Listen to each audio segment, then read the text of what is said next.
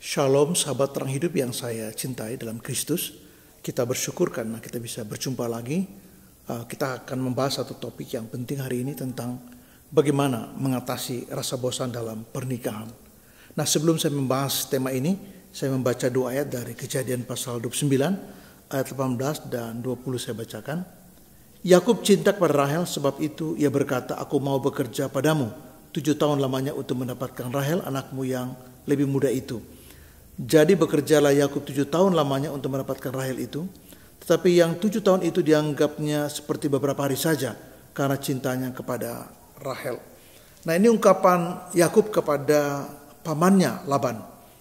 Ya, bahwa dia sangat mencintai Rahel dan siap untuk bekerja 7 tahun lamanya untuk mendapatkan Rahel, anak pamannya. Tetapi yang menarik di sini katakan bahwa 7 tahun itu dianggap hanya beberapa hari saja karena cintanya kepada Rahel. Nah, ada banyak sekali pernikahan yang digoncang oleh persoalan-persoalan hidup. Apakah itu mispersepsi, apakah itu kepahitan, apakah itu kepedihan. Tetapi juga bisa jadi karena mereka menderita oleh berbagai pengalaman pernikahan itu sendiri. Sehingga mereka menjadi down. Apalagi kalau pasangannya sudah mulai cuek dan acuh, mulai membangun pengertiannya sendiri-sendiri tentang hubungan mereka, maka besar kemungkinan mereka menjadi boring dengan pernikahan itu. Apalagi mereka tenggelam terlalu jauh pada masalah-masalah yang bertele-tele dan berputar-putar situ. Rutinitas. Dan itu sepertinya tidak ada improvisasi, hidup berjalan secara linear dan tidak ada gejolak apapun, tidak ada dinamika apapun. Jadi hidup itu menjadi seperti kehilangan spirit. Nah, pertanyaan saya bagaimana supaya kita bisa membangun satu rumah tangga yang indah, yang sekalipun di tengah-tengah tantangan, kita bisa mengatasi rasa bosan itu sendiri. Yang pertama yaitu bahwa cinta itu harus dihidupkan kembali. Nah, kita tahu bahwa cinta itu adalah semangat, cinta itu kekuatan, cinta itu power, dan cinta itu juga pengharapan yang kuat. Nah, Yakub itu bekerja 7 tahun lamanya, tapi dianggap hanya beberapa hari saja. Mengapa? Karena kekuatan cintanya begitu kuat. Kekuatan cintanya begitu menguasai dirinya. Sehingga apapun yang dia harus hadapi tidak terasa berat. Mengapa? Karena cintanya begitu kuat pada Rahel. Dan aspek inilah yang harus ditumbuhkan kembali dalam pernikahan yang sudah mengalami banyak keseraman dan menimbulkan kebosanan. Hal yang kedua yang penting untuk mengatasi rasa bosan dalam pernikahan kita ialah kita merawat pernikahan itu sendiri. Ini butuh komitmen yang sangat tinggi. Nah, untuk itu yang pertama ialah kita harus memberi waktu cukup, waktu yang berharga buat membangun hubungan itu.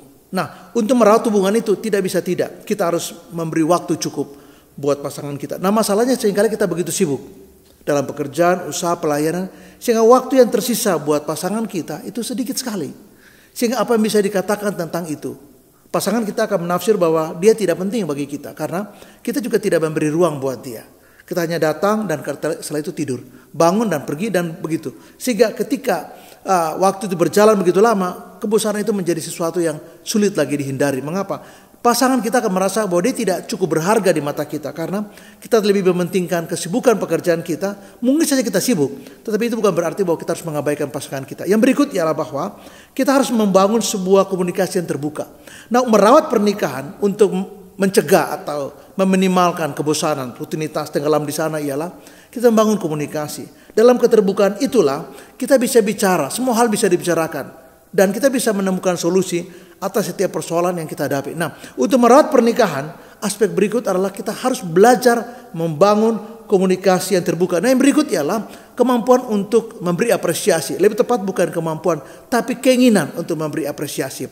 Mungkin pada awal kita pacaran, kita sangat sering untuk memberi dia pujian. Kita selalu memuji dan sangat kaya dengan pujian. Tapi dalam perjalanan kita bahkan tidak pernah memuji. Dan ini harus dihidupkan kembali untuk merawat satu pernikahan yang baik. Sehingga kita tidak terjebak pada kebosanan. Para rutinitas tenggelam di sana. Sehingga hidup ini menjadi tidak begitu menarik. Adalah kita mulai membangun lagi keinginan kuat untuk memberi apresiasi. Memuji dia. Memberi satu kata-kata yang membuat dia senang. Dan wanita itu senang untuk mendapat pujian. Pria juga sebenarnya sama. Nah, yang berikut adalah memberi sentuhan. Nah, sentuhan ini sangat penting. Dulu waktu kita pacaran, kita sering sekali menggenggam tangannya, memeluknya. Tapi setelah menikah, belum tentu kita melakukan hal yang sama. Mengapa?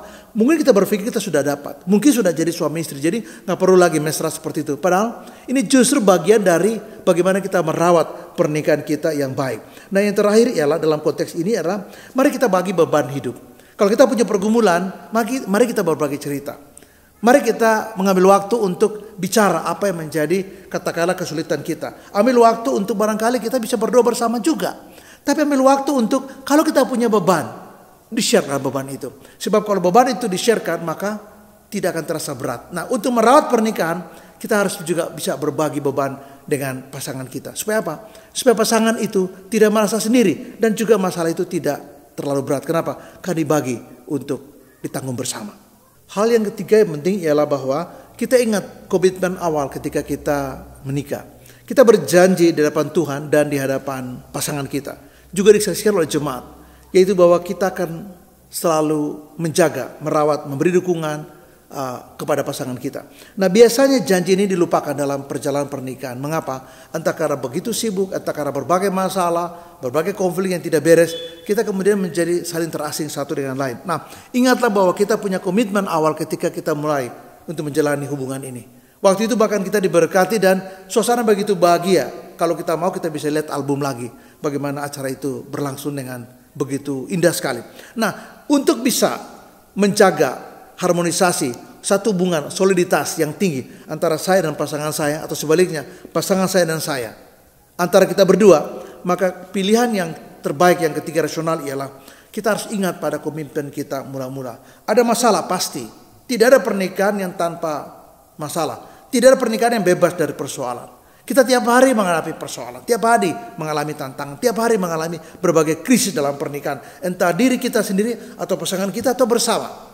Nah itu tidak pernah tidak terjadi, selalu terjadi. Dan itu adalah sesuatu yang lumrah. Tapi kita jangan lupa bahwa kita punya komitmen awal. Kita kembali lagi kepada komitmen awal. Bahwa kita pernah berjanji bahwa kita mencintai dia. Kita berjanji akan bersama dia selamanya. Sampai kematian memisahkan. Kita berjanji bahwa kita akan setia kepadanya. Kita berjanji untuk menopang, membackup dia. Apapun yang terjadi. Ingat bahwa ketika cinta itu meluntur. Maka sesuatu menjadi terasa hambar. Ketika kita tidak memelihara pernikahan itu. Maka seperti kembang pernikahan itu akan mati dengan sendirinya. Tetapi ketika kita juga tidak mengingat lagi komitmen kita mula-mula. Kita seperti tidak punya sebuah ikatan apapun. Jadi seperti kita bisa pergi kemana saja. Seperti seorang jomblo bujangan. Yang pergi kemana-mana tanpa ada yang melarang. Istri tidak melarang. Atau sebaliknya suami. Tapi kita ingat bahwa kita punya komitmen mula-mula. Kita punya janji mula-mula. Kita punya punya sesuatu yang menjadi sesuatu pegangan penting buat pernikahan kita. Yaitu kita berkomitmen untuk menjaga pasangan kita. Untuk memegang komitmen di hadapan Tuhan. Di pasangan kita. Dan disaksikan oleh jemaat. Nah ketika kita punya persoalan. Entah kita rasa bosan, kita mengalami banyak persoalan rumah tangga kita. Maka ingat, kita punya komitmen mula-mula untuk saling memperhatikan satu dengan yang lain. Ketika pasangan kita mengeluh atau kita sendiri mengeluh karena kita menjadi bosan dengan hari-hari kita, dalam hubungan kita dengan pasangan kita, dalam pernikahan kita, maka ingat ada hal yang harus kita benahi di sana. Saya ingatkan kembali bahwa tumbuhkan lagi cinta, karena itu sangat penting. Seperti Yakub, ketika dia mencintai Rahel, maka hari-harinya bukan cuma sekedar tidak terasa berat atau hanya dirasakan beberapa hari 7 tahun lamanya. Tetapi juga menjadi bermakna. Yang kedua ialah rawat pernikahan kita. Karena pernikahan itu kalau tidak dirawat, dia akan mati. Tenggelam oleh karena berbagai macam masalah di sana. Dan yang ketiga ialah komitmen awal harus dijaga. Nah kita mengalami banyak tantangan. Ketika pasangan kita mengalami kegagalan, kita hadir untuk menolong dia. Ketika dia goyah, maka kita perlu hadir di sana. Untuk apa? Memberi dia kekuatan, memberi dukungan, memberikan doa, memberi dia supporting yang dia perlukan. Sehingga dia tahu bahwa dia tidak sendiri. Ada pasangannya yang selalu hadir ketika dia punya persoalan. Ketika dia sedih, mungkin meneteskan air mata karena terlalu dalam penderitaan dia. Entahlah. Tapi kita bisa hadir di sana. Sehingga dia tahu bahwa ada orang yang dekat saya, yaitu pasangan saya yang selalu ada. Selalu hadir untuk menemani saya melewati saat-saat ketika dia mengalami mungkin kepedihan. Ketika dia terluka, mungkin kehadiran kita, satu kata kita, dukungan doa, sentuhan tangan kita, barangkali akan menjadi semacam obat buat pemulihan bagi lukanya. Atau mungkin pergumulan yang begitu berat, beban begitu berat, terlalu berat, sehingga dia sudah mulai mengalami stres. Nah kehadiran kita adalah teman yang terbaik untuk berbagi beban dalam perjalanan kita ke depan. Ingat bahwa tidak satu rumah tangga yang selalu terbebas dari masalah, termasuk kebesaran.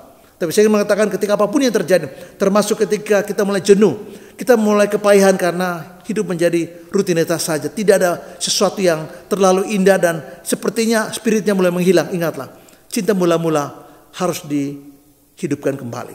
Peliharalah. Yang kedua adalah pernikahan kita. Seperti kembang, kalau dikasih air, diperhatikan, dirawat dengan baik, dia akan bertumbuh subur, daunnya akan menjadi lebih hijau, dan dia akan berbunga, dan itu kemudian memberi kesenangan buat kita yang merawatnya. Dan yang terakhir ialah jangan lupa, ingat bahwa kita punya komitmen terhadap pasangan kita bukan hanya kepada dia, tapi di depan Tuhan dan disaksikan oleh seluruh jemaat. Peganglah komitmen kita, karena kita sudah memulai, biarlah kita mengakhiri dengan baik dan dalam kebenaran Tuhan. Saya ingin mengatakan kepada kita, shalom buat sahabat terang hidup yang terkasih dalam Yesus. Amin.